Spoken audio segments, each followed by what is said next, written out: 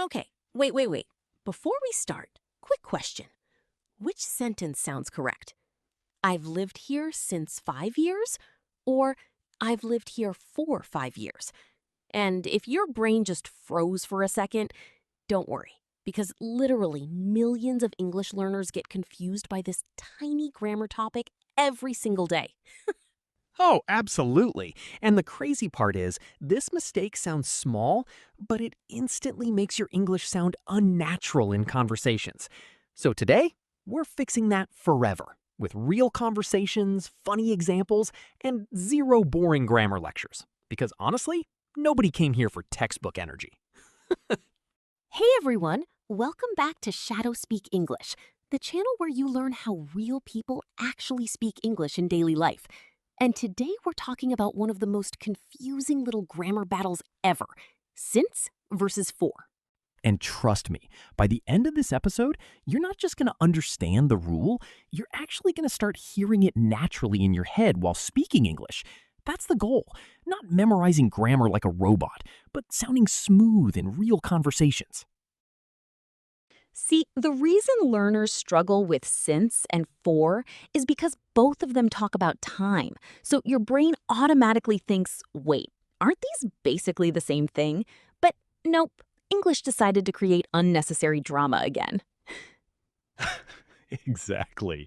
And honestly, English grammar sometimes feels like that one friend who changes rules in the middle of a board game. You think you understand everything, and suddenly somebody says, actually, no, you can't say that. And then your confidence disappears immediately. Like somebody asks you, how long have you worked here? And suddenly your brain opens 50 grammar tabs at once. Should I say since, for, from, during? Help!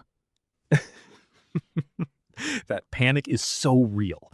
But relax, because the rule is actually super simple once you hear it naturally enough times. All right, here's the easiest explanation ever. Use for when talking about a duration of time. Basically, how long. Like for 2 hours, for 5 years, for a long time. And use since when talking about the starting point. Basically, when something began. Like, since Monday, since 2020, since breakfast, since I was a kid. That's it. Seriously, that's the whole secret. English teachers wrote 5 textbook chapters for something that can honestly be explained in 20 seconds. Okay, let's make this feel real. Imagine I say, I've been working here for 3 years. That sounds natural because 3 years is the duration.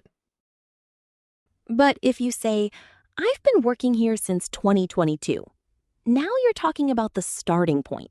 Super natural, super smooth. And honestly, once you hear enough conversations like this, your brain automatically starts recognizing the pattern without even thinking about grammar anymore. Exactly. Like yesterday, my cousin called me and said, Amy, I've been studying for 6 hours and I can literally hear my brain buffering. And I was like, congratulations. You've officially unlocked student suffering level 100. That is painfully relatable. Now, let's talk about mistakes people make all the time. A super common one is, I've known him since 10 years. Nope, sounds unnatural. Because 10 years is a duration, so it should be, I've known him for 10 years. But if you say, I've known him since college, perfect, because college is the starting point. And honestly, learners usually know this rule while studying, but during fast conversations, panic attacks the brain. Oh, absolutely. Suddenly, your sentence becomes, I've been here since, from, yesterdaying? Yesterdaying should honestly become a real word at this point. Here's something important, though. Native speakers are not sitting around analyzing grammar rules while talking. Nobody's having a conversation thinking, yes, this appears to be a duration. Therefore, I shall use for. Exactly. We just hear these patterns our entire lives, so they become automatic.